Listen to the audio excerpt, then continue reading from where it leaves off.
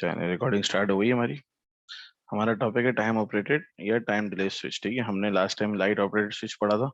ठीक है, temperature operated switch पढ़ा था therm using the using the बताइए भाई ट्रांजिस्टर। ठीक है, यहाँ पर हम बात करते हैं the circuit of figure below S1 and S2 are closed. यहाँ पे क्या है भाई, नीचे सर्किट में देखिए ये S1 है और S2 कहाँ है आपका, ये रहा, ये क्लोज है। ठीक है, अगर ये क्लोज होते हैं तो उस सूरत में क्या होता है, the lamp is on and the transistor is off because the base emitter PD is 0। कैसे, जैसे आपने S1 क्लोज किया, 6 वोल्ट की सप्लाई से यहाँ से करंट जाएगा, डायरेक्टली करंट होते हुए इस रजिस्टर से फ्लो करेगा और फिर यहाँ से होते हुए यहाँ नीचे चला जाएगा, क्योंकि S2 भी क्लोज है। ठीक है, S2 क्लोज है। अब इस सूरत में क्या होगा देखो, अब हम कहते हैं कि, अच्छा पहले ये समझा देता हूँ। Because of base emitter PD zero, क्यों बेस एमिटर पीडी जीरो क्यों, due to S2 short circuiting C and preventing it charging up. देखो, जब यहाँ पर S2 क्लोज है और S2 ग्राउंड से कनेक्टेड है, S2 डायरेक्टली एक वायर है ना, कोई रजिस्टर नहीं आ रहा बीच में, तो शॉर्ट पाथ बन गया यहाँ से। हमने देखा जहाँ रजिस्टर नहीं होगा वहाँ शॉर्ट पाथ होगा, सारा करंट यहाँ से गुजर जाएगा, ये पूरी ब्रांच खत्म हो जाएगी, समझो एक तरह से है ही नहीं सर्किट में, क्योंकि यहाँ हर जगह जी बोलिए। सर 2 मिनट रुके, मैं अपना नेट चेंज कर लूँ। मैं अटक रहा है थोड़ा सा, 2 मिनट रुकेंगे। चलो ठीक है, हम बात करते हैं यहाँ पे कि अगर S1 S2 दोनों क्लोज हैं तो करंट यहाँ से जाएगा और सीधा गुजरते हुए यहाँ से S2 से नीचे आ जाएगा। क्यों, क्योंकि S2 शॉर्ट हो गया ना, यहाँ पे S2 लगा तो ये वायर शॉर्ट हो गया नीचे ग्राउंड को, बीच में कोई रेजिस्टर नहीं आ रहा। तो इसका मतलब ये पूरी बीच की जो सर्किट है जो हमने बनाया कॉम्प्लेक्स है, ये सब फेल हो जाएगा, यहाँ से कोई करंट नहीं जाएगा। ठीक है, तो वो कह रहा है कि बेस एमिटर पीडी जीरो हो गया, बेस एमिटर पीडी ये वाला है ना, ये जीरो, ये किसके अगेंस्ट आता था, ये कैपेसिटर है। ये कैपेसिटर जो है बेस एमिटर पीडी जनरेट करेगा, कैपेसिटर के अगेंस्ट जो वोल्टेज होगा वही वोल्टेज यहाँ पे होगा, तो कैपेसिटर से करंट गुजरेगा ही नहीं, डायरेक्टली शॉर्ट से गुजर जाएगा। तो यहाँ पर इस ब्रांच को कोई पावर नहीं मिलेगी, तो यहाँ पर रिले भी ऑपरेट नहीं करेगी और यहाँ पे लैंप भी नहीं जलेगा। सही है, अब इसके तो ऐसा हो गया केस जहाँ पे ट्रांजिस्टर ऑफ है। अच्छा नेक्स्ट क्या करेंगे हम कहेंगे इफ S2 इज ओपन, अगर S2 को मैंने ओपन कर दिया तो इसका मतलब ये ब्रांच लेफ्ट वाली फेल हो गई, अब यहाँ तक का सर्किट ऑपरेट हो जाएगा। तो क्या हुआ, करंट यहाँ से गुजरा आएगा, यहाँ से रजिस्टर से गुजरेगा और इस कैपेसिटर से गुजर के ग्राउंड हो जाएगा। तो इसका मतलब जो 6 वोल्ट की सप्लाई से करंट आ रहा होगा वो करंट क्या कर रहा होगा, वो इस कैपेसिटर को चार्ज करना शुरू कर देगा। कैपेसिटर का हमने पढ़ा है ना, अगर इलेक्ट्रिसिटी देंगे तो चार्ज हो जाएगा और अगर एक कंपोनेंट से लगाएंगे तो डिस्चार्ज हो जाएगा। तो ये क्या करेगा, इस कैपेसिटर को चार्ज करना शुरू कर देगा। इसका एक टाइम होगा, जितने टाइम में जाके फुल चार्ज हो जाएगा तो फिर ये कैपेसिटर डिस्चार्ज होना शुरू हो जाएगा। ठीक है, तो हम कहते हैं if S2 is open, open किया तो C starts to charge through R। C क्या कैपेसिटर है, R से करंट गुजरेगा, यहाँ आएगा और ये चार्ज होना शुरू हो जाएगा। And after certain time the base emitter PD exceeds 0.6 volt. क्यों, जब ये चार्ज होना शुरू हो जाएगा तो इसके अगेंस्ट वोल्टेज जनरेट होंगे, और वोल्टेज जब 0.6 वोल्ट से ऊपर हो जाएंगे तो क्या होगा, यहाँ से बेस एमिटर पीडी जनरेट होना शुरू हो जाएगा। बेस एमिटर पीडी ये है ना अक्रॉस द कैपेसिटर, तो यहाँ से वोल्टेज जनरेट होंगे, ये वोल्टेज फीड करेंगे इसके बेस टर्मिनल को, करंट देंगे। जब इसके बेस में करंट आ जाएगा 0.6 वोल्ट से ऊपर पीडी आ जाएगा तो क्या होगा, ये कलेक्टर से करंट लेना शुरू कर देगा और एमिटर से देना शुरू कर देगा, क्योंकि हमने लास्ट टाइम पढ़ा था। ठीक है, तो हम कहेंगे कि now the transistor is switched on. ठीक है, तो 0.6 exceed 0.6 volt causing the transistor to switch on। ठीक है, this operates the relay whose contacts are open and switch off the lamp। अच्छा भाई, अब क्या हुआ, अब रिले को ऑपरेट करा दिया इसने।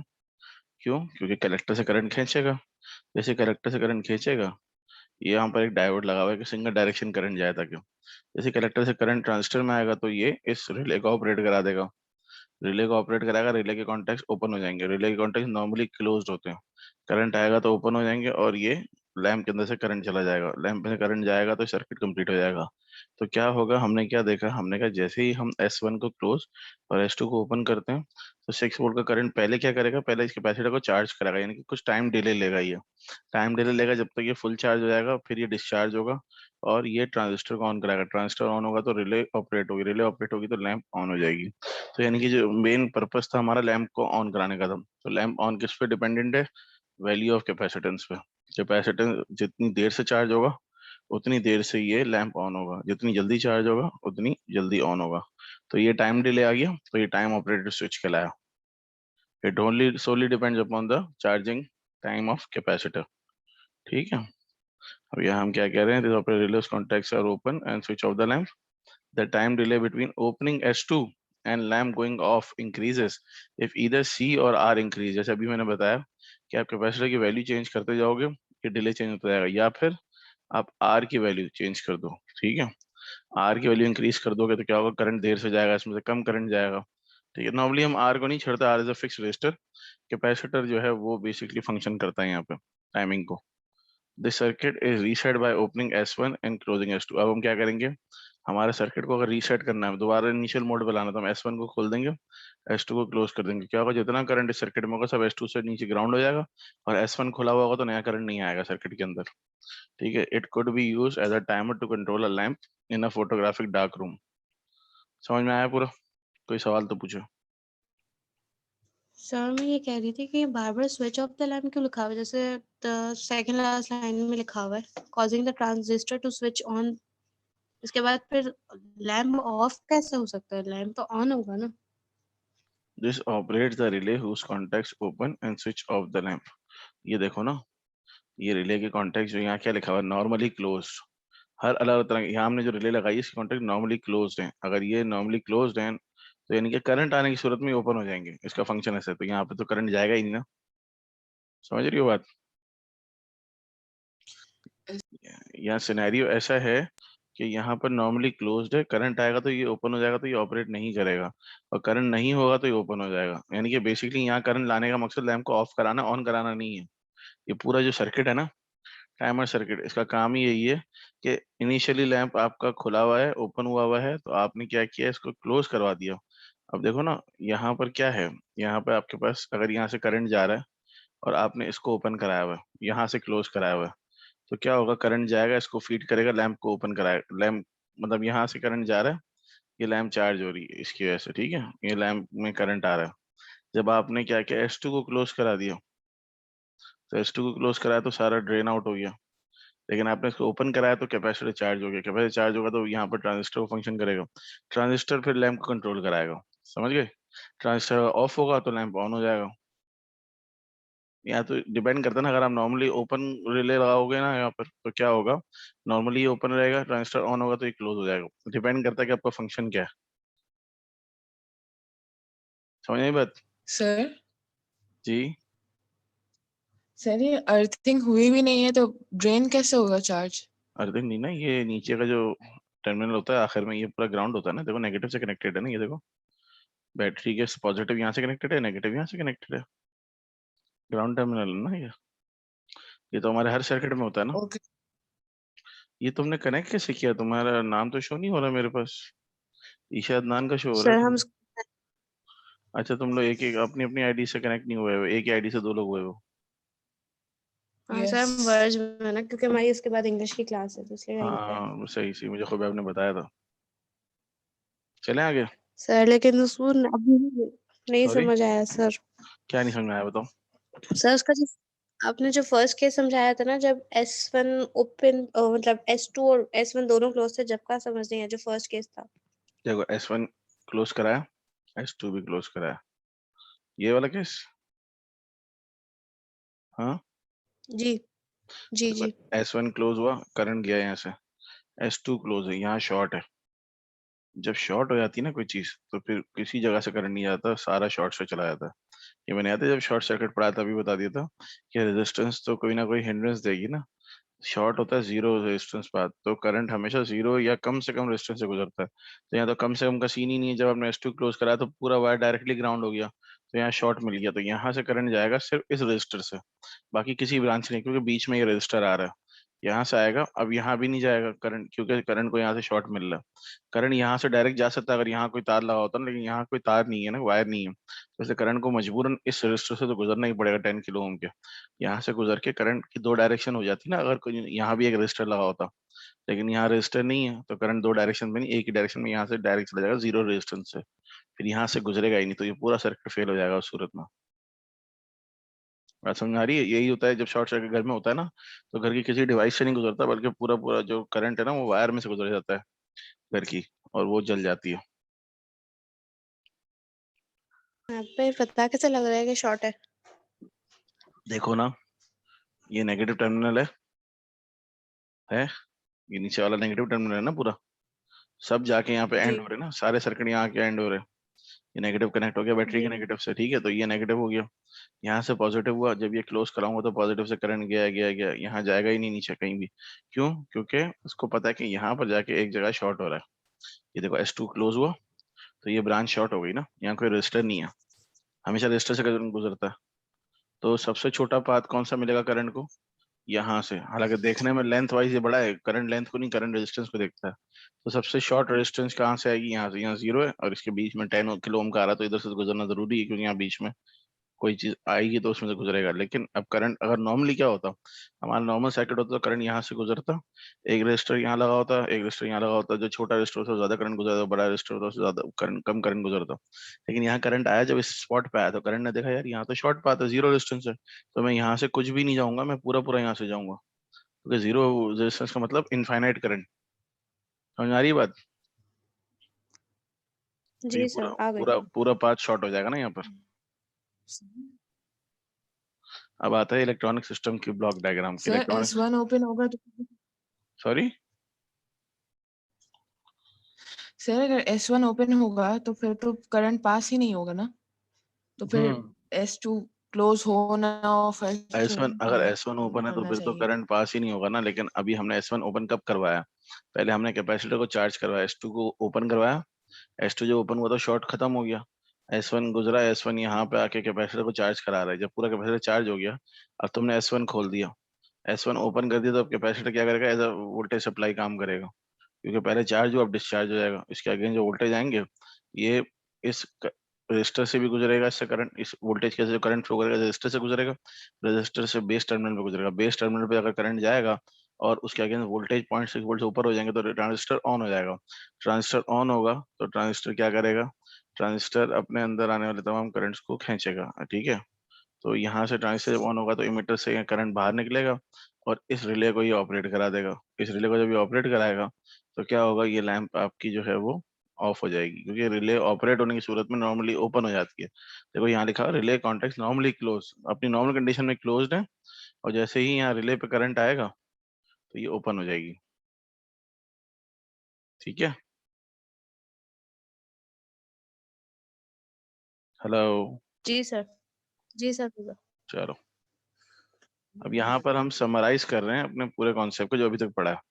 इलेक्ट्रॉनिक सिस्टम की ब्लॉक डायग्राम है, किस तरह के दो तरह के सर्किट होते हैं, टेम्परेचर सेंसर थर्मिस्टर और लाइट सेंसर, ठीक है।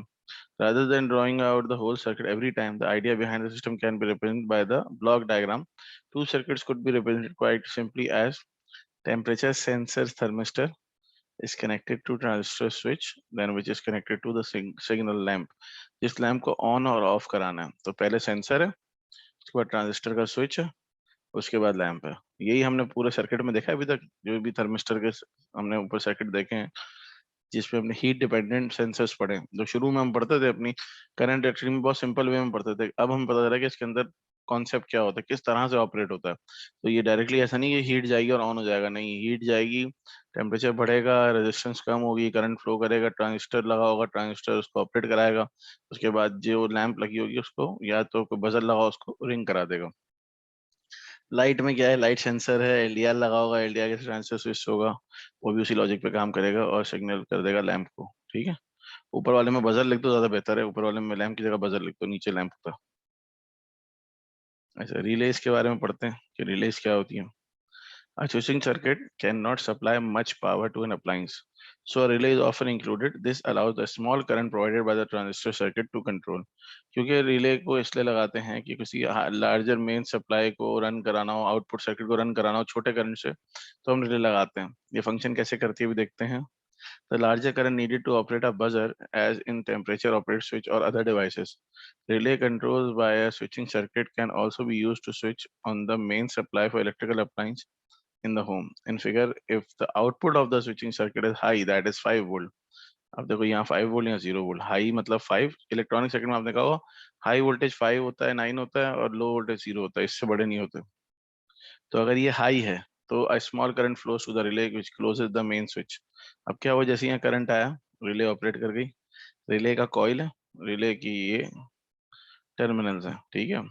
अब ये क्या है, इस तरह से बना हुआ, नॉर्मली ओपन है, ये नॉर्मली क्लोज नहीं है रिले. देखो ना, दिखा रहे हैं ना इसके टर्मिनल्स को ओपन दिखाया हुआ है डॉटेड के साथ. तो यहाँ जैसे ही करंट आएगा, यहाँ पर मैग्नेटिज्म आएगा, ये इसको अट्रैक्ट करेगा, ये क्लोज हो जाएगा. ये क्लोज होगा, सर्किट कंप्लीट हो जाएगा. अप्लायंस आपकी जो सप्लाई के साथ चलनी है, अप्लायंस चल जाएगी. ये अप्लायंस को चलाता नहीं है, बेसिकली सिग्नल करता है, ये सर्किट को कंप्लीट कराता है. अप्लायंस को तो अपनी सप्लाई मिल रही है, लेकिन ये क्या करेगा, ये कंट्रोल करवाएगा. ये देखेगा अच्छा यहाँ पर हाई सिग्नल आ रहा है, इसका मतलब किसी ने बटन दबाया ऑपरेट कराने के लिए. तो यहाँ पर ये करंट देगा, रिले को मीट करवाएगा, रिले अप्लायंस को सिग्नल देगी, हाँ ठीक है वहां से बटन दब किया है, चल जाओ. ठीक है. Relay is a signalling device, basically signal करती है आपको. आपको लग ये रहा होता है कि पावर बढ़ा रही हो, बेसिकली पावर कनेक्ट करवाती है वो. जी. Sir relay as a path मतलब दे रही है ना, मतलब एक सिग्नल कर रही है कि हो हाँ, गया, यही है ना. हाँ बिल्कुल सिग्नल दे रही है कि आगे से इंस्ट्रक्शंस आ गई हैं हमें, तो ऑपरेट हो जाएं. बेसिकली डिसीजन मेकिंग के लिए काम आती है. छोटा सा वोल्टेज बड़े अप्लायंस को बड़े करंट का ऑपरेट करवाता है. बीच में ब्रिज का काम करती है ये. ठीक है. अब यहाँ एग्जांपल दिखाते हैं. सही. एग्जांपल है हमारी, उसमें हमने क्या कहा हुआ है, हमने कहा ये सर्किट है shown in figure acts as a light sensitive switch. Sir जी. हेलो. सर आपकी वॉइस लैग हो रही है या हमारे यहाँ नेट का मसला है, ये चेक करें ना. अभी देखो बाकी लोगों को पूछो, सबको सबको फील हो रही है क्या लाइक. हेलो. हेलो. हाँ भाई, सबको फील हो रहा है क्या. सर हमें तो हो रहा है, बाकी दोनों को पूछ ले. दोनों वर्ज में नहीं है क्या, ईशा और खुबैब और खुबैब. नहीं सर वो वर्ज में नहीं है. अच्छा. खुबैब, आवाज खुबैब तो चला ही गया. ईशा, जाग रही हो. ईशा, चलो अभी आए लाइक तो बताना मुझे, ठीक है. ये रिकॉर्डिंग चल रही है, मैं सबसे पूछता रहूंगा तो रिकॉर्डिंग खराब हो जाएगी. आवाज सही है भाई ईशा को. अच्छा. देखो भाई, circuit shown figure acts like अ लाइट सेंसिटिव स्विच. इसमें क्या क्या कनेक्शन नहीं दिए हुए, चीजें रखी हैं, सारे कंपोनेंट बताए गए हैं. पावर सप्लाई है, यहाँ बजर है, यहाँ एलडीआर दिया हुआ है, यहाँ कॉइल दी हुई है, रिले के कॉन्टेक्ट्स हैं. ठीक है. अब कह रहे हैं the component X is a light dependent resistor LDR. The connection to the buzzer and to the switch Y inside on figure, draw the connection to the buzzer, the switch Y, and the cell that will allow the buzzer to sound when the switch Y inside the relay closes. ठीक है भाई, ये switch है, अगर ये close होता है तो बजर ऑन होना चाहिए. तो इसका कनेक्शन आप ऐसा बनाएं कि आपको नीचे का टेबल कंप्लीट करने में आसानी रहे. Complete the table below स्टेटिंग light है, डार्कनेस है. इस रेजिस्टेंस ऑफ द एलडीआर क्या होगी, सबसे पहले एक करके चलते हैं. अगर ब्राइटनेस है, लाइट है, तो रेजिस्टेंस ऑफ एलडीआर क्या होगी, लो. लो होगी. Current through the relay coil क्या होगा, ज्यादा. हाई. रिले स्विच क्या हो जाएगा, क्लोज हो जाएगा, क्योंकि नॉर्मली ओपन था, तो करंट आने की सूरत में क्लोज हो जाएगा. ठीक है. ऐसे ही है ना. जी सर. तो बजर ऑन हो जाएगा आपका. दूसरे केस में क्या है, डार्कनेस है, रेजिस्टेंस हो जाएगी हाई. सही है. करंट हो जाएगा रिले से लो, और जब लो करंट रहेगा तो रिले ऑपरेट नहीं करेगी, तो रिले के स्विच ओपन ही रहेंगे और बजर ऑफ रहेगा. ठीक है. कनेक्शन ऐसा हो जाएगा. क्या किया आपने, देखो पीछे देखो, यहाँ से आपकी सप्लाई आ रही है, यहाँ से आपने एक वायर यहाँ से शॉर्ट किया, रिले के कॉन्टेक्ट से नीचे से यहाँ के बजर के अंदर एक इनपुट दिया और एक इनपुट नेगेटिव को दिया, ठीक है। एक यहाँ से यहाँ कनेक्ट होगा, एक यहाँ से नीचे कनेक्ट होगा, एक ये टर्मिनल ऊपर कनेक्ट होगा, तो आपका पूरा सर्किट ऐसा हो जाएगा, ठीक है। और आंसर भी आपके यहाँ लिखा हुआ है, क्लियर है? Any question?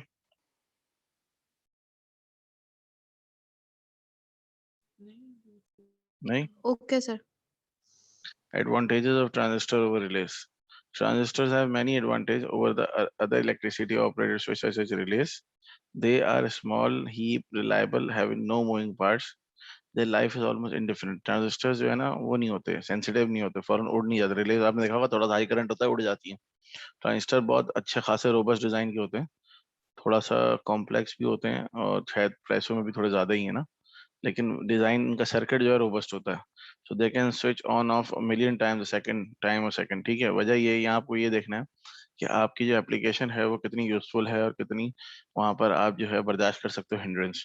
अगर एप्लीकेशन बहुत ज्यादा इंपॉर्टेंट नहीं है या बहुत अर्जेंसी वाली चीज नहीं होती जहाँ पे आपको डिले या जब आपको ब्रेक डाउन बर्दाश्त करने का कोई मसला ना हो, तो आप रिले लगाते हो। लेकिन कहीं पे हाई सेंसिटिव एरिया होता है, वहां पर आप फिर ट्रांजिस्टर लगाते हो, ठीक है, उसकी कॉस्ट भी देते हो फिर। अब हम आते हैं लॉजिक गेट्स पे। लॉजिक गेट्स के बारे में आइडिया है किसी को?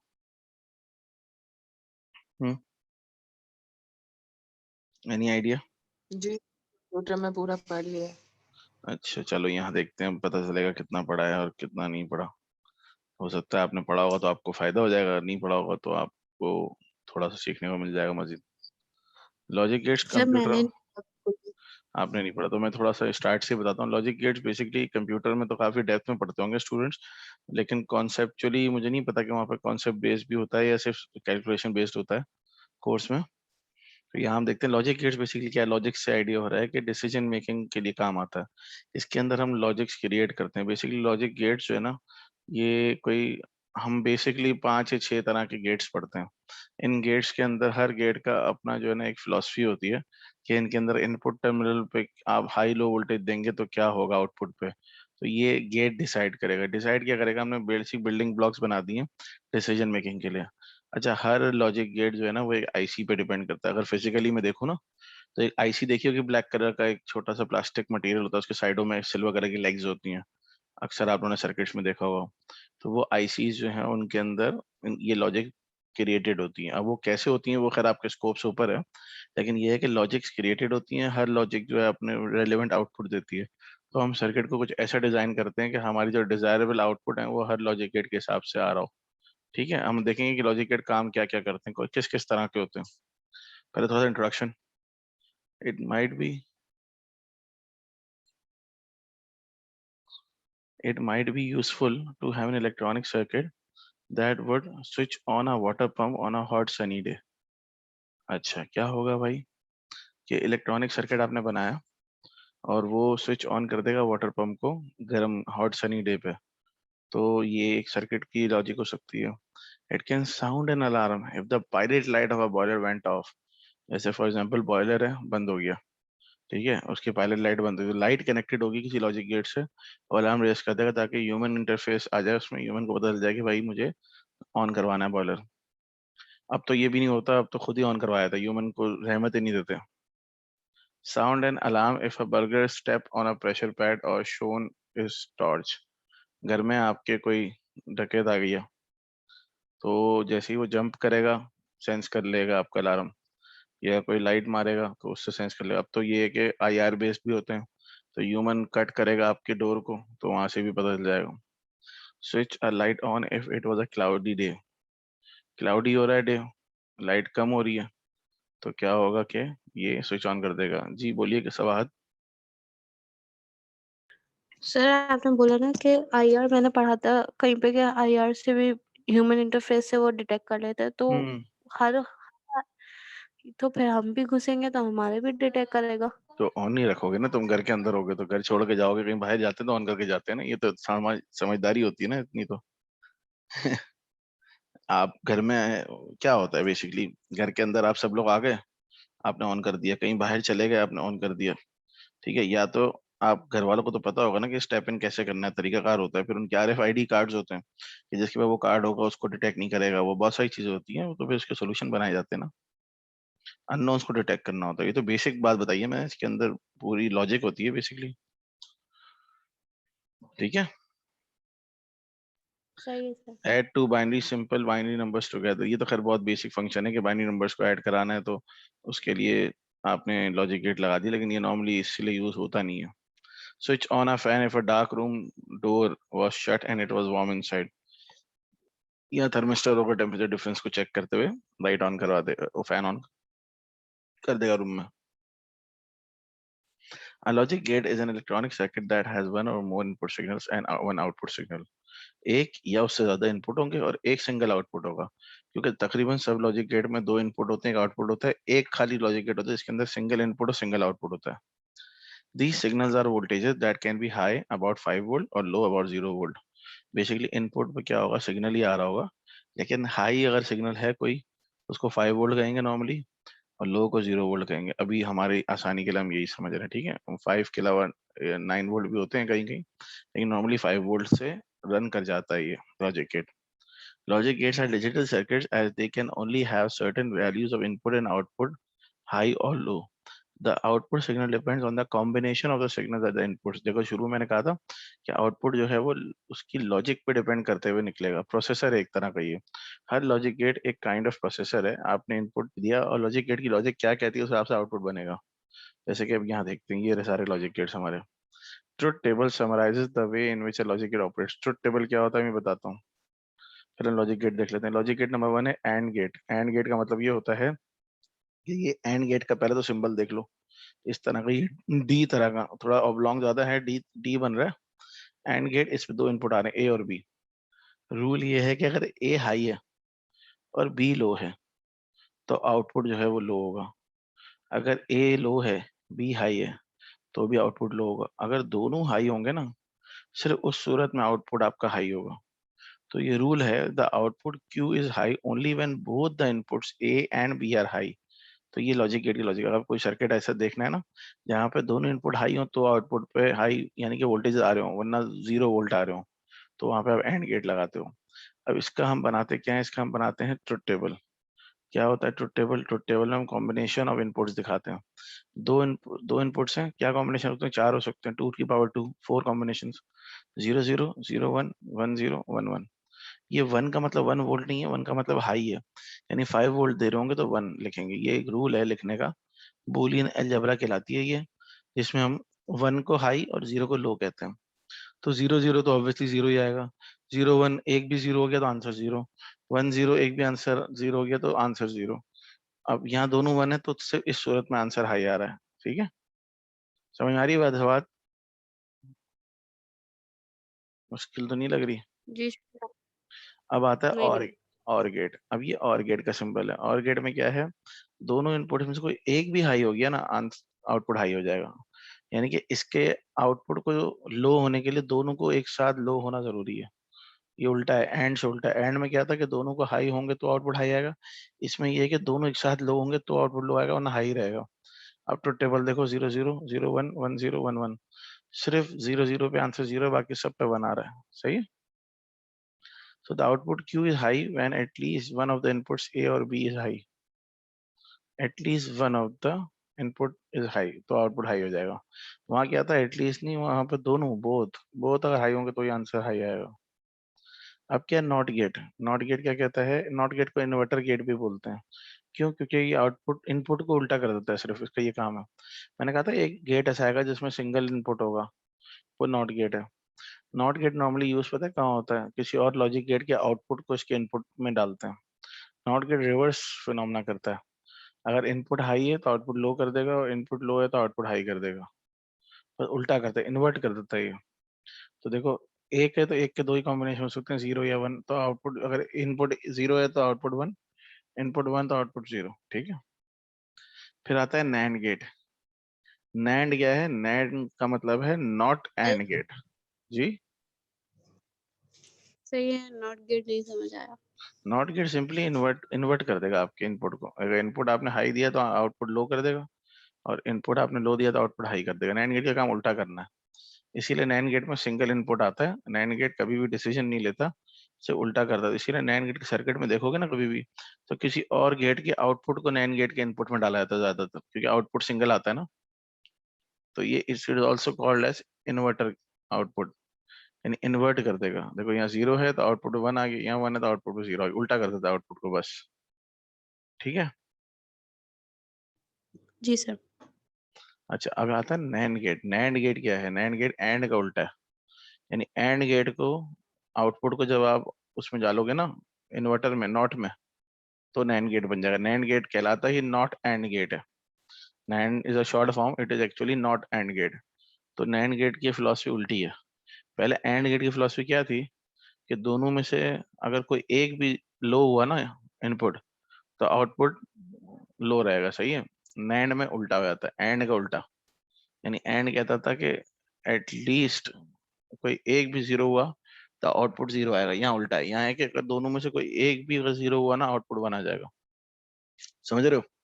यहाँ देखो एंड में क्या था, दोनों 1 होंगे तो आंसर 1 आएगा। नैंड में ऐसा नहीं है, दोनों 1 होंगे तो आंसर 0 आएगा, बाकी सब में 1 1 आएगा, उल्टा। ठीक है।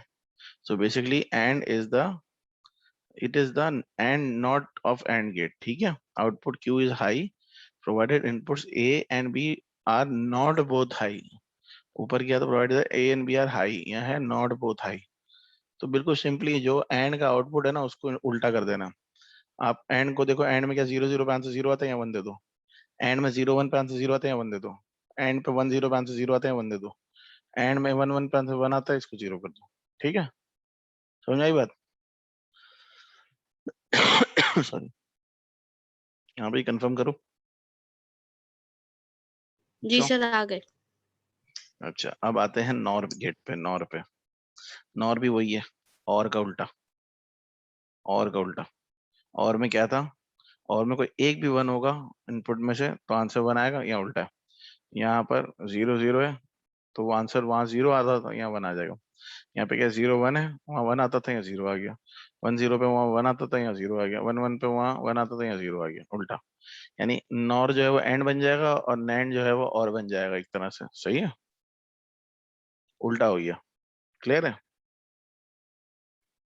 एक और आता है जी जोर। सर। जोर लेकिन आपके कोर्स का पार्ट नहीं है, वो यमुना लोगों ने पढ़ा होगा, है ना यमुना? यस सर, पढ़ा हुआ है। चलो एग्जांपल्स देखते हैं। For a safety, a car engine will not start unless the door is closed end the seat belt is fastened. Which type of logic gate is this? For engine to start, both input condition must be met. ठीक है, both condition must be met, इसका मतलब ये and gate हो गया। क्यों? Seat belt भी faster होनी चाहिए और डोर भी क्लोज होनी चाहिए। दोनों इनपुट हाई होंगे तो आउटपुट हाई होगा, तो ये एंड गेट है। A doorbell has switches at the front door and the back door of the house. एक डोर बेल है, दोनों साइड पे है बेल ना उसके। तो which type of logic is needed? इसमें तो कोई एक भी दबा दोगे तो बेल बज जाएगी, दोनों साइड की बेल दबाना तो जरूरी नहीं है। So the bell needs to ring if either switch is pressed or both. The circuit will need an OR gate. यहाँ OR gate है, क्यों? क्योंकि दोनों में से कोई एक बेल बजा दो और बेल बज जाएगी। The following diagram shows one use for a logic gate. The cassette recorder will only start recording if the record and play buttons are pressed together. क्या है भाई? यहाँ पे रिकॉर्ड का बटन है, प्ले का बटन है, ये दोनों को एक साथ दबाओगे तो रिकॉर्डिंग स्टार्ट होगी। ये सर्किट का रूल है। तो आपको एंड गेट लगाना पड़ेगा बीच में, क्योंकि दोनों एक साथ हाई होने चाहिए ताकि आउटपुट हाई हो। ठीक है। For the most practical applications, combination of gates are sir needed. ये नहीं, हाँ, क्या हुआ? आप एक तो आपके वॉइस लैग हो रही है, और ये रिकॉर्डर कैसेट वाला समझ भी नहीं आया। देखो रिकॉर्डर का केस ये है कि रिकॉर्डर का एक रूल होता है कि आप जो है रिकॉर्ड का और प्ले का बटन एक साथ दबाओगे तो रिकॉर्डिंग स्टार्ट होगी। ठीक है। तो ये एक सर्किट है, दिया हुआ, जरूरी नहीं है हर जगह वो, यहाँ पे बताया गया है। तो यहाँ का है कि भाई अगर देखो क्वेश्चन में कहा ना, यहाँ पे क्या कहता है, कैसे recorder only start recording if the record and play button are press together. तो टुगेदर है तो इसका मतलब क्या है कि हमें एंड लगाना पड़ेगा ना, कि दोनों एक साथ हाई होंगे तो आउटपुट हाई होगा, रिकॉर्डिंग सर्किट पे जाएगा आउटपुट। अगर लिखा होता ना इफ ईदर इज प्रेस, तो हम यहाँ और लिख देते, और गेट दे देते। ठीक है।